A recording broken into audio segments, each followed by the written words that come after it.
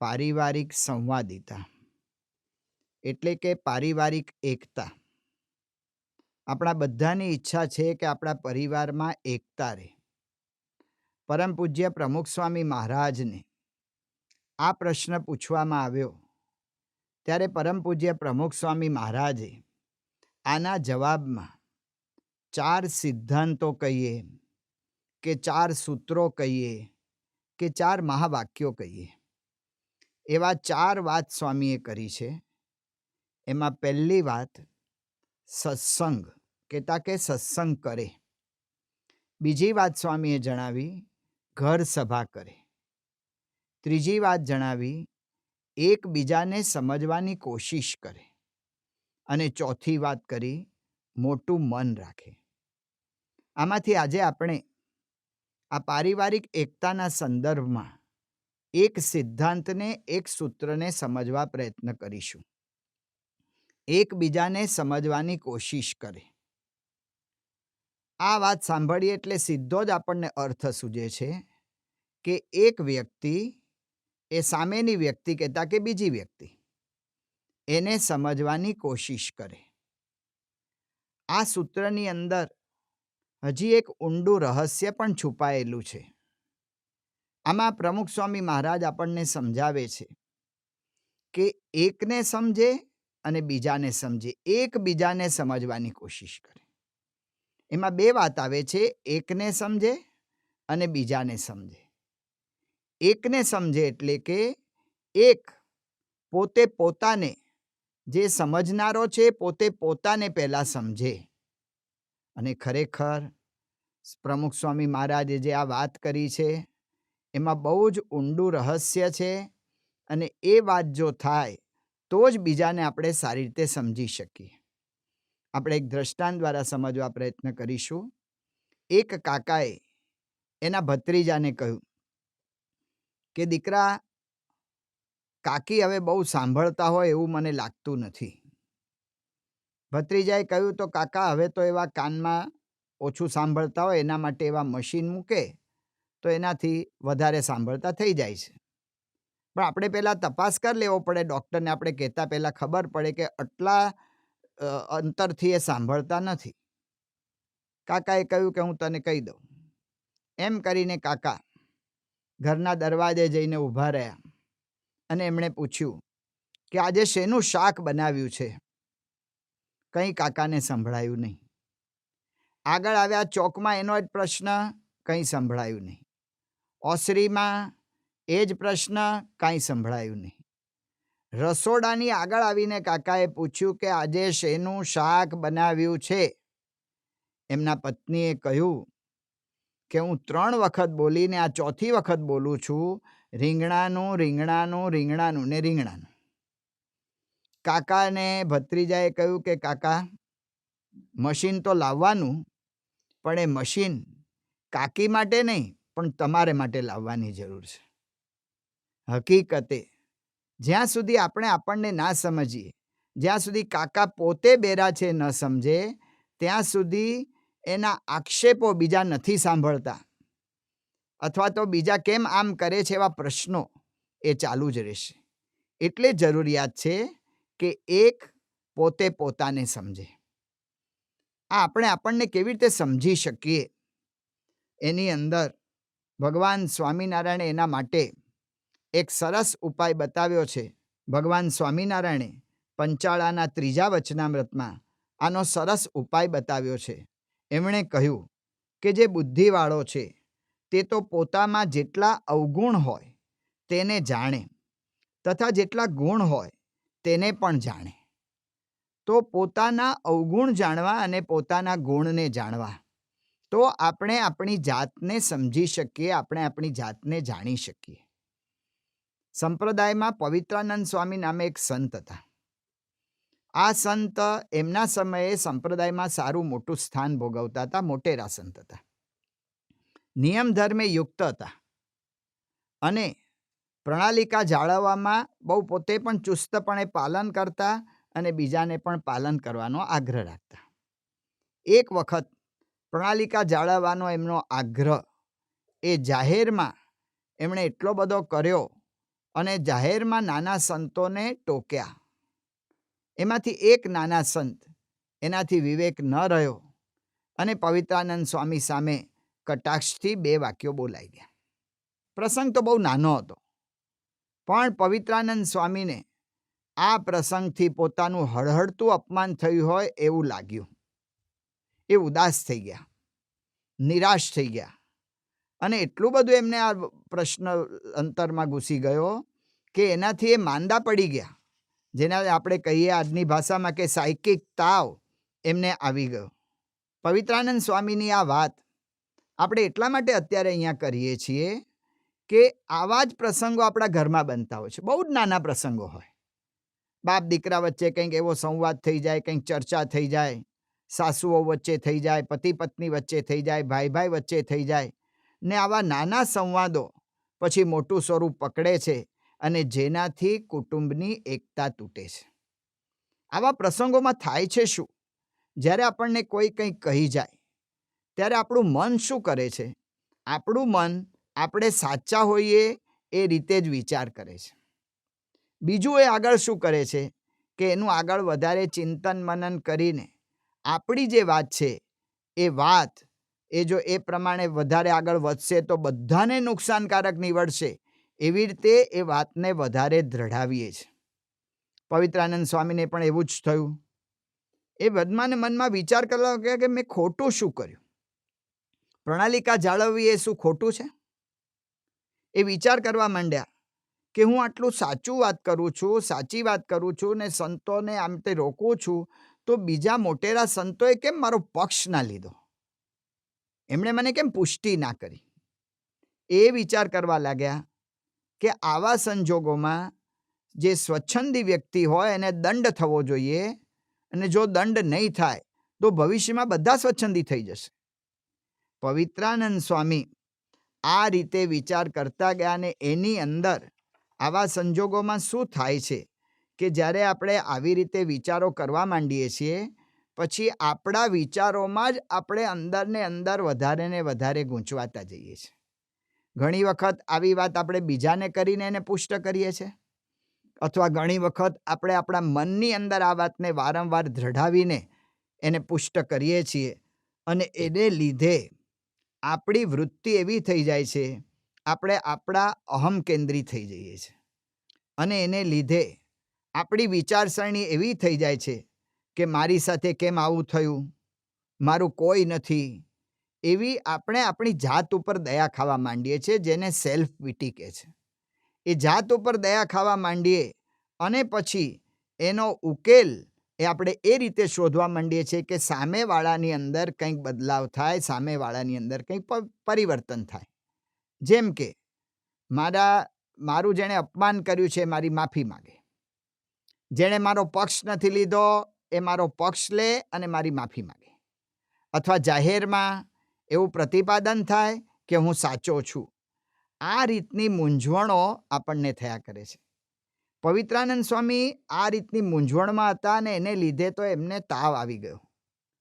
મૂંઝવણ ટાળવા માટે આપણે પ્રયત્ન કરીએ છીએ, પણ આપણા પ્રયત્ન એ સાચા નથી હોતા.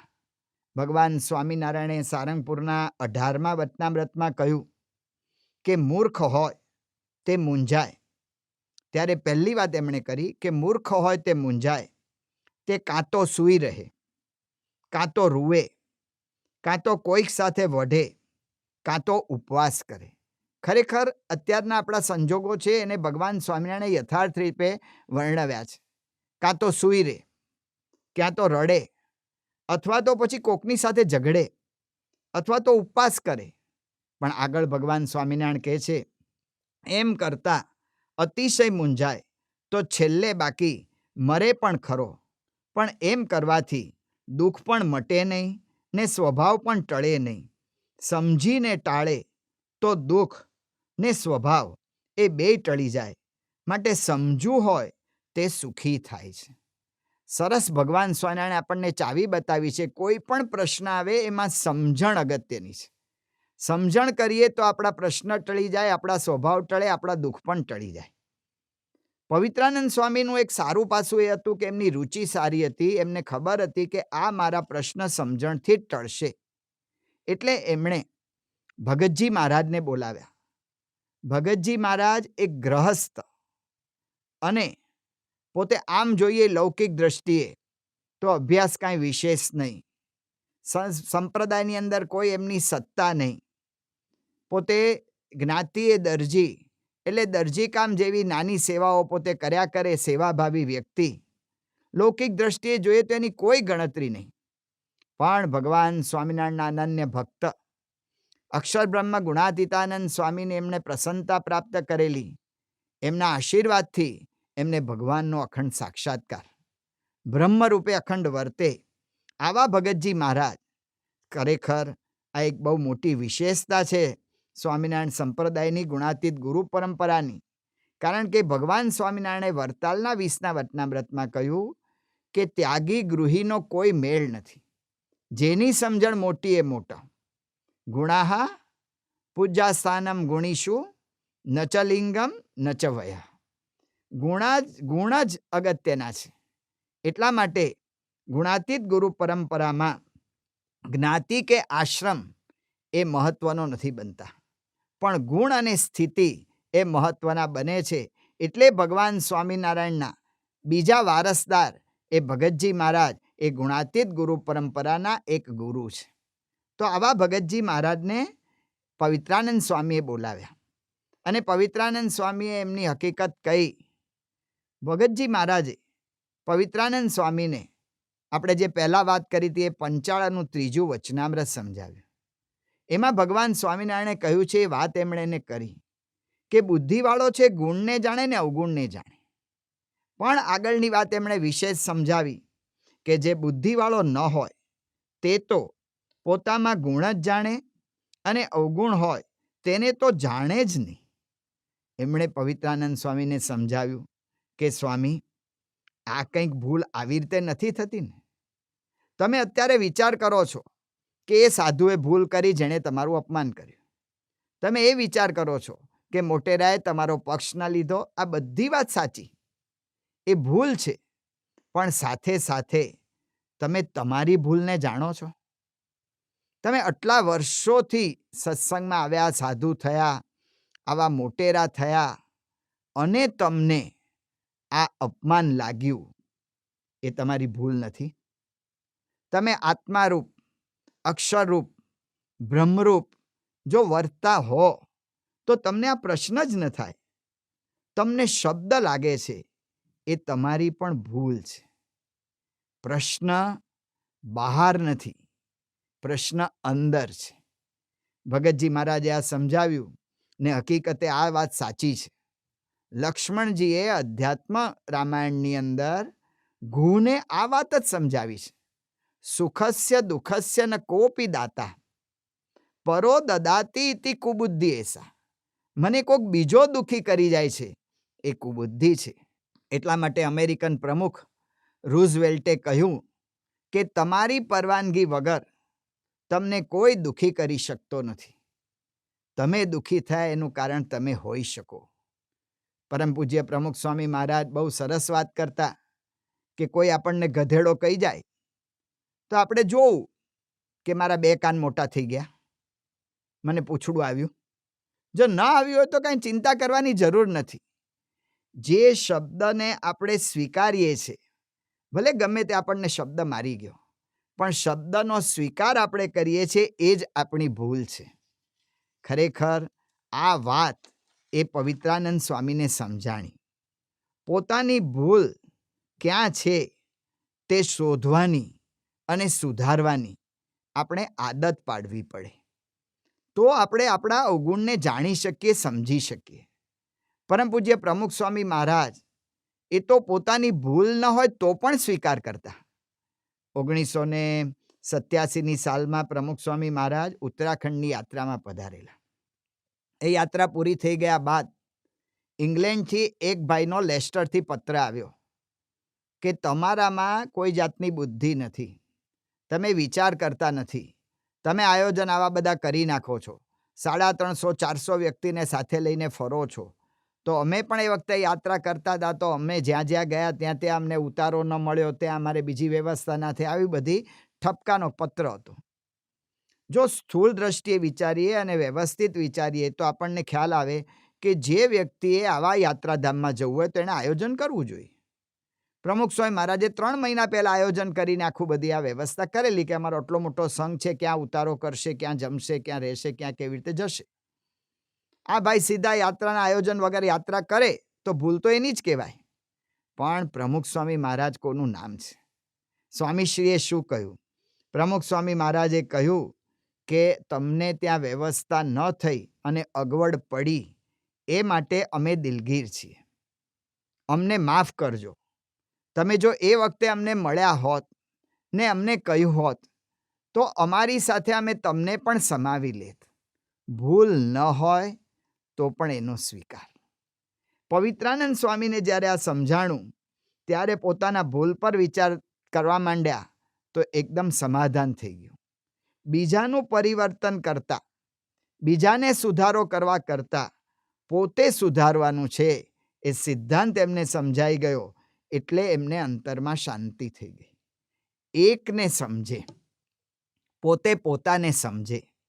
એટલે એક વાત ભગવાન સ્વામિનારાયણ જે કરી આપણે સમજ્યા કે પોતે પોતાના અવગુણને જાણે કહેતા કે અવગુણને સમજે. બીજી વાત ભગવાન સ્વામિનારાયણ કરે છે કે પોતે પોતાના ગુણને સમજે. ગુણને સમજે આ આપણે રામાયણના આધારે સમજવા પ્રયત્ન કરીશું. દશરથ રાજાના કુટુંબમાં જે પ્રશ્ન થયો, ભગવાન શ્રી રામચંદ્રજીને જે જંગલમાં જવું પડ્યું, વનવાસ થયો, એ પ્રશ્નનું મુખ્ય કારણ કૈકેયી હતા.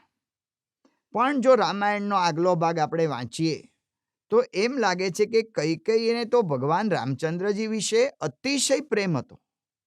વાલ્મીકી રામાયણ પ્રમાણે જ્યારે કૈકેયી સૂતા હતા ત્યારે મંથરાએ એમને ઉઠાડીને સમાચાર આપ્યા કે ભગવાન રામચંદ્રજીનો આવતીકાલે રાજ્યાભિષેક છે. કૈકેયી આ વાત સાંભળીને એટલા બધા પ્રસન્ન થઈ ગયા અને પોતાના ગળામાંથી સોનાનો હાર કાઢીને મંથરાને પહેરાવી દીધો અને કહ્યું કે તુષ્ટાસ્મી, હું બહુ જ રાજી થઈ છું. તુલસી રામાયણ પ્રમાણે જોઈએ તો મંથરાએ કૈકેયીને જ્યારે આ વાત કરી ત્યારે મંથરા નિંદાત્મક વાત કરતી હતી. ત્યારે કૈકેયીએ મંથરાને રોકી અને કહ્યું કે કૌશલ્યાસમ સબ મહતારી, રામ સહજ સુભાય પિયારી, મો પર કરહી સ્નેહ બિશેષી, મેં કરી પ્રીતિ પરીક્ષા દેખી. એ કહે છે કે કૌશલ્યાની જેમ રામચંદ્રજીને બધી જ માતાઓ પ્રિય છે, પણ મારા પર વધારે પ્રેમ કરે છે. મેં એના પ્રેમની પરીક્ષા કરી છે. આગળ નિંદા કરતા રોકતા પોતે મંથરાને સમજાવે છે કે હું તો ઈચ્છું છું કે જો મારા ભાગ્યમાં બીજો જન્મ આવે તો રામ અને સીતા એ મારા પુત્ર અને મારા પુત્રવધુ થાય. પ્રાણ તે અધિક રામ મુ પ્રિય મોરે. આવું કૈકેયીએ કહ્યું. કૈકેયીનું વચન એનું માનસ ખોલે છે. ખરેખર કૈકેયીમાં ગુણ છે. આપણે અહીંયા વાત કરીએ છીએ પોતે પોતાના ગુણને સમજે. ગુણને જાણવા પડે, એનું ઊંડાણ જાણવું પડે. કૈકેયીના આપણે જોઈએ એના જીવનમાં તો રામચંદ્રજી ભગવાન એને પ્રાણથી વહાલા છે. પારકો પુત્ર પ્રાણથી વાલો, આ પ્રેમનો ગુણ. એમને ભગવાન રામચંદ્રજી પારકા પુત્ર છે પણ રાજા થાય છે તો એ રાજી થાય છે, આ એનો ગુણ છે. મંથરા રાજા દશરથની કે ભગવાન રામચંદ્રજીની ટીકા કરે છે તો એને રોકે છે, આ એમનો ગુણ છે. આટલું બધું હેત અને પ્રેમ ભગવાન રામચંદ્રજી વિશે કૈકેયીને હતું અને એ કૈકેયી એને આ ગુણનો નાશ મંથરાના થોડા શબ્દોમાં જ કેમ થઈ ગયો? એટલા માટે ભગવાન સ્વામિનારાયણે કહ્યું કે ગુણને સમજે, ગુણને જાણે. એનામાં પ્રેમનો ગુણ હતો પણ પોતે પોતાના ગુણને યથાર્થ નહોતા જાણતા. ગુણનું પ્રેરક બળ, ગુણનો આધાર એ કૈકેયીને ખ્યાલ નહોતો. એમણે એના પર આપણે વિચાર કરીએ તો પહેલી વાત એણે કરી કે કૌશલ્યા સમ સબ મહતારી, રામ સહજ સુભાય પિયારી, મો પર કરહી સ્નેહ વિશેષ. રામ મારા ઉપર વિશેષને કરે છે, એટલા માટે રામ મને પ્રિય છે. આવું કૈકેયીએ કહ્યું. એટલે એનો અર્થ શું થયો કે રામ જો મારા પર વિશેષ પ્રેમ ન રાખે તો રામ મને પ્રિય નથી. એમનો પ્રેમ એ પોતાના અહમને કેન્દ્રિત પ્રેમ હતો. અહમના આધારે પ્રેમ હતો. એટલે પ્રેમ તૂટ્યો. બીજી માતા કરતા મોપ રામ સહજ શુભાય પિયારી. રામને બધી જ માતાઓ સાહજિક રીતે પ્રિય છે, પણ મારી પર બીજી માતાઓ કરતા વિશેષ હેત રાખે છે, એટલે મને રામ પ્રિય છે. આની અંદર સ્પર્ધા છે. બીજી માતાઓ કરતા મારું વિશેષ રાખે. ત્રીજી વાત કરે છે કે મને રામચંદ્ર જેવા પુત્ર અને સીતા જેવી પુત્ર વધુ એની માને ઈચ્છા છે. સૂક્ષ્મ ઈર્ષા કૌશલ્યા માતા તરફ છે. અહમ કેન્દ્રી પ્રેમ, અહમ આધારિત પ્રેમ એ ગુણ છે, પણ એ બહુ ટકતો નથી. સારંગપુરના બીજા વચનામૃતમાં ભગવાન સ્વામિનારાયણે કહ્યું કે રૂપ, કામ, લોભ કે સ્વાર્થે કરીને જે હેત થયું હોય તે અંતે નાશ પામે છે. ને અત્યારે પણ આપણને અનુભવ થાય છે. 2006ની સાલમાં કોમનવેલ્થની ગેમ્સની અંદર, મેલબોર્નની અંદર આખી આ કોમનવેલ્થ ગેમ્સ બધી રમાતી હતી, ત્યારે ભારતમાં નિશાનબાજીમાં, શૂટિંગમાં આપણા ભારતીય લશ્કરના એક બેન મેજર્સની પદવી ભોગવતા હતા. એને ત્યાં સિલેક્ટ કરવામાં આવ્યા. એના પતિ એ પણ લશ્કરમાં જ હતા. બંનેના પ્રેમ લગ્ન થયેલા હતા અને એ પતિ કર્નલ તરીકેની સેવા બજાવતા હતા. એના પતિની ઈચ્છા નહીં કે પોતાની પત્ની ત્યાં કોમનવેલ્થ ગેમ્સમાં ભાગ લે, પણ આ બેનને આમંત્રણ આવેલું એટલે ત્યાં ગયા. ત્યાં ગયા અને શૂટિંગમાં એમણે સુવર્ણચંદ્રક મેળવ્યો. આ વાત ફોન દ્વારા એમના ઘરે ખબર પડી ત્યારે આ ભાઈ એટલા બધા ગુસ્સે થઈ ગયા કે એના પત્નીના ફોટા લઈને ફાડી તોડી નાખ્યા, ઘરના વાસણો તોડી ફોડી નાખ્યા, છોકરાઓને માર્યા. અહમ કેન્દ્રી પ્રેમ. લગ્ન તો પ્રેમ લગ્ન જ થયેલા હતા, પણ અહમ કેન્દ્રી. પતિને પત્નીના વખાણ થાય એ ગમતું નથી, પત્નીને પતિના વખાણ થાય એ ગમતું નથી. આવો પ્રેમ એ ગુણ સારો છે, પણ ટકે નહીં. એટલા માટે શ્રી કૃષ્ણ ભગવાને રાસપંચાધ્યાયની અંદર જ્યારે ગોપીઓ સાથે પ્રેમની વાતો થઈ ત્યારે શ્રી કૃષ્ણ ભગવાને ત્યાં કહ્યું હતું કે જે પ્રેમ બીજાના પ્રતિભાવથી ટકે છે એ પ્રેમ એ સ્વાર્થી છે. એ વેપારી જેવો પ્રેમ છે. હું 500 રૂપિયા આપું અને 500 રૂપિયાનો માલ લઉં. હું આટલો પ્રેમ કરું ને એની સામે મને આટલો પ્રતિભાવ મળવો જોઈએ. આવો પ્રેમ એ બહુ ટકતો નથી. ભાંગે ને માંગે એ પ્રેમ નથી. ત્યાગે ને આપે એનું નામ પ્રેમ. પ્રતિભાવના આધારે પ્રેમ ટકતો હોય એ અહંકાર આધારિત છે. પ્રેમ કોઈ દિવસ અધિકાર ના જમાવે. પ્રેમ કોઈ દિવસ અપેક્ષા ના રાખે. એ સાચો પ્રેમ છે. એટલા માટે અત્યારે આપણે જોઈએ છીએ કે ઘણી વખત એક પ્રિય વ્યક્તિ બીજા પ્રિય વ્યક્તિને SMS કરે ને 2 SMSના રિપ્લાય ન મળ્યા તો ઝઘડે, અધિકાર જમાવે, અપેક્ષા સહિતનો પ્રેમ. મુંબઈની અંદર વર્ષો પહેલા એક બેનને એક છોકરા સાથે પ્રેમ થયેલો. એ છોકરા સાથે એને જે કંઈ ન ફાવ્યું એટલે એણે પ્રેમ તોડી નાખ્યો. તો એ બેનને એ છોકરાએ જાહેરમાં એ ભણતા હતા ત્યાં એ ક્લાસરૂમમાં જઈને એના પર જે કંઈ પેટ્રોલ કે છાંટી અને એને સળગાવી. છોકરી બચી ના શકી અને છોકરી મૃત્યુ પામી. અપેક્ષા સહિતનો પ્રેમ અધિકાર જમાવે. એ સાચો પ્રેમ નથી. સાચો પ્રેમ કોને કહેવાય? તો અધ્યાત્મને આપણે જાણવું પડશે, અધ્યાત્મમાંથી શીખવું પડશે. કાર્યાણીનું 11મું વચનામૃત ભગવાન સ્વામિનારાયણે ત્યાં ગોપીઓનું દ્રષ્ટાંત આપ્યું. શ્રી કૃષ્ણ ભગવાન એની સાથે ગોપીઓને પણ અનહદ પ્રેમ હતો. ભગવાન વગર રહી ના શકાય. અક્રૂરજી જ્યારે ગોપીઓ ભગવાન શ્રી કૃષ્ણને લેવા આવ્યા ત્યારે ગોપીઓએ આખી રાત ભેગા થઈને નક્કી કરી દીધું કે સવારે શ્રી કૃષ્ણ ભગવાનને ન જવા દેવા. કદાચ જો અક્રૂર ન રોકાય તો રથના આડા સૂઈ જવું, મરી જવું, પણ ભગવાનને ન જવા દેવા. આવો નિશ્ચય. પણ ભાગવત વર્ણવે છે કે સવારના શ્રી કૃષ્ણ ભગવાન નીકળ્યા ગોપીઓ રાહ જોતી ઊભી હતી કે ભગવાનને રોકવા. ભગવાને એક વાક્ય નથી બોલ્યા. ભગવાને ખાલી દ્રષ્ટિ જ કરી. દ્રષ્ટિ માત્રમાં ગોપીઓ બધું સમજી ગઈ અને હઠી ગઈ અને ભગવાનની મરજી પ્રમાણે ભગવાનને જવા દીધા મથુરામાં. અને ત્યારબાદ કોઈ દિવસ માખણ વેચવાના બાને પણ મથુરા ગઈ નહીં. ભગવાન સ્વામિનારાયણે કાર્યાણીના 11મા વચનામૃતમાં કહ્યું કે આનું નામ સાચો પ્રેમ. આનું નામ સાચો પ્રેમ, કે જે પોતાના પ્રિયતમની મરજી લોપે નહીં. પ્રેમની અંદર શરણાગતિ હોય, એમાં અપેક્ષા ના હોય. પ્રેમની અંદર ભગવાન પોતાના પ્રિયતમ એની મરજી સંપૂર્ણ જાળવવાની વૃત્તિ હોય. જો પ્રેમનો ગુણ કૈકેયીને પણ હતો અને ગોપીઓને પણ હતો. કૈકેયીને પણ ભગવાન સાથે પ્રેમ હતો, ભગવાન શ્રી રામચંદ્ર સાથે પ્રેમ હતો. ગોપીઓને પણ ભગવાન શ્રી કૃષ્ણ સાથે પ્રેમ હતો. પણ બેયમાં આબ જમીનનો ફેર છે. એકનો પ્રેમ, એકનો ગુણ અહંકાર આશ્રિત છે અને બીજાનો ગુણ ભગવાનને આશ્રિત છે, કહેતા કે ભગવાન અને સંત પ્રધાન છે.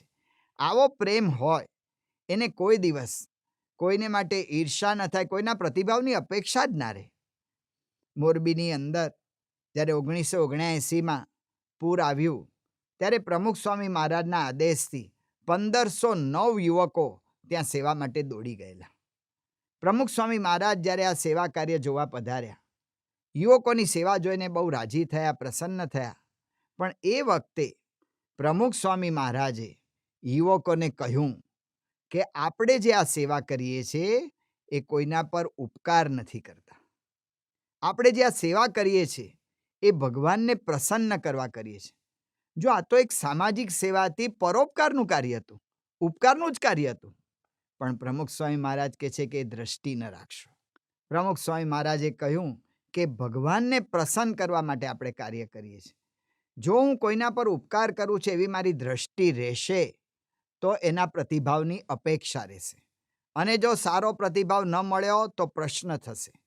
પ્રમુખ સ્વામી મહારાજના પ્રત્યેક ગુણો આવા હતા કે જે ગુણની પાછળ બળ હતું ભગવાનને સંત, કહેતા કે એની પ્રસન્નતા. એટલે એમને કોઈનો સારો પ્રતિભાવ મળે કે ખરાબ પ્રતિભાવ મળે, કોઈ દિવસ પ્રશ્ન થતો નહીં. એટલે એમને કોઈની સાથે ઈર્ષા થતી નહીં, સ્પર્ધા થતી નહીં. 1977ની સાલમાં પ્રમુખ સ્વામી મહારાજ એ પોતે પરદેશ પ્રવાસમાં હતા. ત્યાં તેમને સમાચાર મળ્યા કે હરે કૃષ્ણ પ્રવૃત્તિના સ્થાપક એવા પૂજ્યપાદ ભક્તિવેદાંત સ્વામી એ ધામમાં ગયા છે, કહેતા કે એમણે દેહ ત્યાગ કરીને ગોલોકધામ નિવાસી થયા છે. આ સમાચાર પ્રમુખ સ્વામી મહારાજને મળ્યા ત્યારે પ્રમુખ સ્વામી મહારાજ દિલગીર થયા અને એમણે સાથે ઊભેલા બધા સંતો કાર્યકર્તાઓને કહ્યું કે જો 5-10 વર્ષ વધારે રહ્યા હોત તો સારું હતું. જો એમના અંતરમાં સ્પર્ધા નથી, એમને એવું નથી કે મારું જ આગળ વધે, બીજાનું ન વધે. આ પ્રમુખ સ્વામી મહારાજની મોટા મોટી વિશેષતા હતી કે એમના ગુણો એ ભગવાન અને સંત પરક હતા, એના આધારે હતા. એટલે એ ગુણમાં પ્રશ્ન ન થયો. તો એટલા માટે પ્રેમનો ગુણ જો આવો વિશુદ્ધ હોત, કૈકેયીનો પ્રેમનો ગુણ જો આવો વિશુદ્ધ હોત તો પ્રશ્ન ન થાત. એટલા માટે ભગવાન સ્વામિનારાયણે કહ્યું કે ગુણને સમજે, કહેતા કે ગુણને સમજવા જોઈએ, એનો આધાર કોણ છે, એનું પ્રેરક બળ કોણ છે, અને એને શુદ્ધ કરવો જોઈએ. આ રીતે કરે તો પોતે પોતાને સમજે. હવે જ્યારે આપણે આવી વાત કરીએ ત્યારે આપણને એમ લાગે કે આ બધું કેવી રીતે કરવું અને આ કઈ રીતે શક્ય થાય. તો એની અંદર એક મોટામાં મોટી વાત એ છે કે એની અંદર પ્રમુખ સ્વામી મહારાજે બતાવેલ જે ઉપાય એ પ્રમાણે કરે છે તો એને આ અનુભવ થાય છે. પ્રમુખ સ્વામી મહારાજે કૌટુંબિક એકતા માટે 4 ઉપાય બતાવ્યા. એમાં પહેલી વાત કરી કે સત્સંગ કરે, બીજી વાત કરી કે ઘર સભા કરે. આ ઘર સભા એક એવું મોટું માધ્યમ છે. પ્રમુખ સ્વામી મહારાજના પ્રતાપે એવું એક મોટું કાર્ય એની અંદર થાય છે. ઘરના બધા જ સભ્યો સાંજે ભેગા થાય અને 15-20 મિનિટ સુધી કોઈ ગ્રંથનું વાંચન કરે અને થોડી ધૂન પ્રાર્થના કરે. આ એક ઘર સભા. ઘર સભાથી અનેક જણને અનેક પ્રકારે લાભ થયો છે. આપણે વિચાર કરીએ છીએ કે આવા ગુણો કેવી રીતે કેળવવા, આવી અંતરદ્રષ્ટિ કેવી રીતે કરવી, કેવી રીતે પોતાને સમજવું. પણ પ્રમુખ સ્વામી મહારાજની આ એક આજ્ઞા જેણે જેણે યથાર્થ પાળી છે એ બધાને આવા અનુભવ થયા છે. ભાલચંદ્રભાઈ પોતાનો અનુભવ જણાવે છે કે મારો સ્વભાવ બહુ જ બધાની ભૂલો કાઢવાનો. એમાં જમવામાં તો રોજ પોતે ભૂલો કાઢે અને એને લીધે ઘરમાં ઝઘડા થાય. એમના પત્ની ફફડ્યા જ કરે કે આજે કઈ ભૂલ કાઢશે, આજે કઈ ભૂલ કાઢશે. એમના ઘરમાં ઘર સભા શરૂ થઈ. ઘર સભાથી આપોઆપ પરિવર્તન આવ્યું. બીજા બધા વ્યક્તિમાં નહીં, ભાલચંદ્રભાઈમાં જ પરિવર્તન આવ્યું. અને એમણે એમના પોતે જાતે જ એના રસોડામાં મોટું બોર્ડ માર્યું, મૌન રાખવું, ક્રોધ ન કરવો. ને રોજ જમતા જમતા આ સૂત્રને જોતા જાય, પ્રમુખ સ્વામી મહારાજને યાદ કરતા જાય, ઘરમાં શાંતિ થઈ ગઈ. આવો જ અનુભવ અમેરિકામાં વિરલભાઈને થયો. એમનો બાળક એ કિશોર વયમાં આવ્યો. કિશોર વયમાં જિજ્ઞાસા વધે એટલે બાળક નવું નવું માગે. આવી બધી પરિસ્થિતિમાં વિરલભાઈ એના છોકરા ઉપર ખીજાઈ જાય, બૂમો પાડે. છોકરો સમસમી જાય. એ વખતે કંઈ કરી નથી શકતા એટલે એ અવસ્થામાં છોકરો સમસમી જાય અને ઘરમાં આખું વાતાવરણ બગડી જાય. વિરલભાઈના ઘરમાં ઘર સભા થવા માંડી. વિરલભાઈ લખે છે કે મને પોતાને અંતરદ્રષ્ટિ થઈ અને મને પોતાને અંતરદ્રષ્ટિ થઈ. હું રોજ સવારે જ્યારે ભગવાનની પૂજા કરું ત્યારે પૂજામાં 2 માળા વિશેષ ફેરવતો કે મારો સ્વભાવ સુધરે. જો અંતરદ્રષ્ટિ આ ઘર સભા એની મેળે કરાવે છે. અને એ વિરલભાઈએ લખ્યું છે, આજે મને આનંદ છે કે હું ખીજાતો તેના સ્થાને હું શાંતિથી કામ કરું છું અને શાંતિથી કામ લઉં છું. આવો જ અનુભવ ભાવનગરમાં એક વખત એક શિબિર થયેલી ત્યારે એક સામાન્ય આપણા હરિભગત, અને એ હરિભક્ત હીરા ઘસવાનું નામ કામ કરે, પણ ઘરમાં આવે ત્યારે એણે વાત કરી હતી કે મારા ઘરમાં બધા જ મારાથી ફફડે. છોકરા તો દિવાલને ચોંટીને જ ઊભા રહે. ક્યારે બાપા આપણને ઠપકારશે એનું કાંઈ નક્કી જ નહીં. એના ઘરમાં ઘર સભા શરૂ થઈ અને એને શાંતિનો અનુભવ થયો. અમેરિકાના પંકજભાઈ લખે છે, અમારા ઘરમાં એક નહીં, સામૂહિક પરિવર્તન આવ્યું. ઘરમાં 6 સભ્ય, પતિ પત્ની, માતા પિતા અને પુત્ર પુત્રી. 6 જણના સભ્યો, પણ ઘરમાં બધાને અંદર અંદર પ્રશ્નો રહ્યા જ કરે. એમના ઘરમાં ઘર સભા શરૂ થઈ. સ્વભાવવશ સંસાર આ પુસ્તક એમાં વંચાયું અને એની અંદરથી પંકજભાઈ લખે છે કે અમને બધાને અંતરદ્રષ્ટિ થવા માંડી. બધાને એમ લાગ્યું કે બધા સાચા છે અને બધા એકબીજા પાસે જતું કરતા થયા, એકબીજાને માફ કરતા થયા, એકબીજાને સહન કરતા થયા અને ઘરમાં શાંતિ થઈ ગઈ. ઘર સભા એક બહુ જ મોટું માધ્યમ છે જે પ્રમુખ સ્વામી મહારાજે પ્રવર્તાવીને હજારો કુટુંબમાં શાંતિ સ્થાપી છે. એવો અનુભવ આજે પણ અનેક કરે છે. પ્રગટ ગુરુહરિ મહંત સ્વામી મહારાજ એ જ્યારે લંડનમાં પધાર્યા હતા અને લંડનમાં ત્યાં શિબિર શરૂ થતી હતી. શિબિરની અંદર સ્વામીશ્રીએ ઘર સભાનો આદેશ તો આપ્યો હતો. પછી સ્વામી ઊભા થયા અને ઊભા થઈને સ્વામી હવે પોતાના ઉતારે જતા હતા. પણ સ્વામીને એટલું બધું અંતરમાં હતું તો ઊભા ઊભા ત્યાં આગળ આવ્યા, રોસ્ટ્રમ આગળ, અને ત્યાં ફરી સ્વામીએ બધાને કહ્યું કે આ ઘર સભા છે એ most effective and in general. આ ઘર સભા સૌથી વધુ અસરકારક છે અને બધામાં કહેતા કે મોટા પાયે અસરકારક છે. અને એનો અનુભવ આજે લાખોને થાય છે. કારણ કે પ્રમુખ સ્વામી મહારાજ એમણે જે આ ઉપાય બતાવ્યા છે એ કાંઈ બુદ્ધિની કલ્પના કે બુદ્ધિના વિચારોથી નથી કર્યા, પણ એ તો અખંડ ભગવાનને આધારે જીવતા પુરુષ હતા. ડૉક્ટર વિલિયમ્સ એ પોતે અમેરિકાના doctor, new face of Hinduism Swaminarayan sect એ વિષય ઉપર પોતે પીએચડી કરતા હતા. એટલા માટે એમણે પ્રમુખ સ્વામી મહારાજ સાથે થોડા દિવસો વિતાવ્યા હતા. સ્વામીના એક એક કાર્યને અને ક્રિયાને પોતે ઝીણવટપૂર્વક જોતા અને એમાંથી મનન ચિંતન કરીને સંશોધન કરતા. પ્રમુખ સ્વામી મહારાજ રોજના 300 જેટલી વ્યક્તિઓને મુલાકાત આપતા. એ પોતે ત્યાં ઊભા રહેતા. ગુજરાતી સમજે નહીં, પણ બીજા યુવક બીજા ઊભા રાખ્યા હોય એની આગળથી પોતે સમજવા પ્રયત્ન કરે કે કયા પ્રશ્ન પૂછાયા ને સ્વામીએ શું જવાબ આપ્યા. એમણે અનુભવ કર્યો કે જે બધા પ્રમુખ સ્વામી મહારાજ પાસે આવતા હતા મુલાકાતીઓ, એમણે લગભગ એમના ધંધાના, એમના વ્યવહારના, એમના કુટુંબના પ્રશ્નોના એવા જ પ્રશ્ન પૂછ્યા હતા. પ્રમુખ સ્વામી મહારાજને એમણે કહ્યું કે તમે આ કોઈ એવો ધંધો વ્યવહાર કર્યા નથી. તમે તમારા જીવનમાં નાની ઉંમરે સાધુ થઈ ગયા એટલે વેપાર ધંધો કોઈ કર્યો નથી. તમે તમારા નાની ઉંમરે તમે સાધુ થયા એટલે કોઈ સંસાર વ્યવહાર તમે ભોગવ્યો નથી. તેમ છતાં પણ તમને એવા પ્રશ્નો જ્યારે પૂછવામાં આવે એનો તમે સાહજિક રીતે જવાબ આપો છો. એ કેવી રીતે આપો છો? ત્યારે પ્રમુખ સ્વામી મહારાજે કહ્યું કે કોઈ પણ પ્રશ્ન અમારી પાસે આવે તો અમે એ પ્રશ્ન ભગવાન પાસે રજૂ કરીએ છીએ અને ભગવાન જે સુઝાડે એ જવાબ આપીએ છીએ. પ્રમુખ સ્વામી મહારાજે આ પારિવારિક એકતાના જે આ 4 સૂત્રો આપણને આપ્યા છે એ ભગવાનના આવેલા સૂત્રો છે. એટલા માટે એ સૂત્રો પ્રમાણે જે કોઈ પોતાનું જીવન બનાવે છે એ સુખી થાય છે.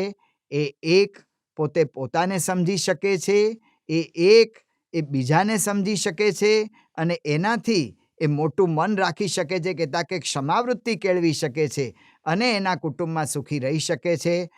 તો પ્રમુખ સ્વામી મહારાજની આ આજ્ઞા અને મહંત સ્વામી મહારાજની આ રુચિ એ પ્રમાણે આપણે ઘર સભા કરીએ અને પ્રમુખ સ્વામી મહારાજના આ શતાબ્દી મહોત્સવે એમને એ રીતે એક અંજલિ આપીએ.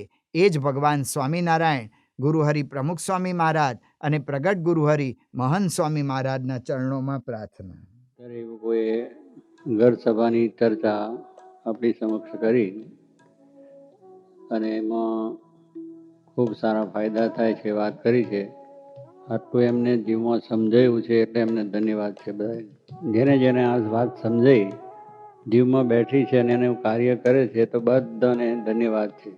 કારણ કે આમ કરવાનું આપણે આ છે, એમાં મહારાજ રાજી થાય છે, આપણું જીવન સારું સુધરે છે અને સંસ્કાર પણ મળે છે.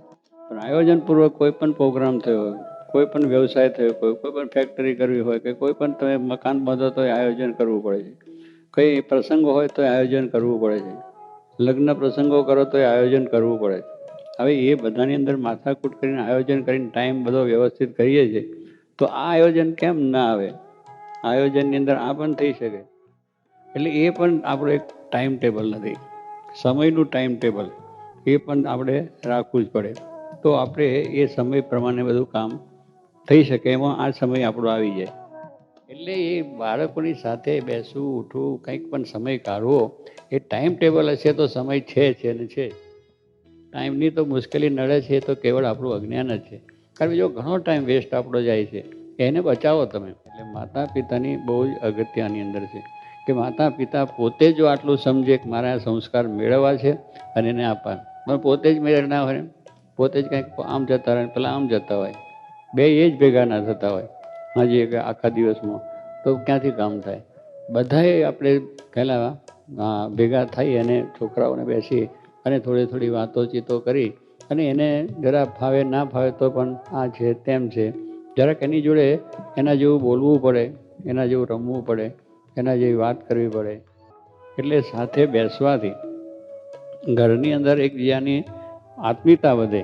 એક આટલો ટાઈમ કાઢીને તમે બેસો, એકબીજાની સહેજ વાત કરો.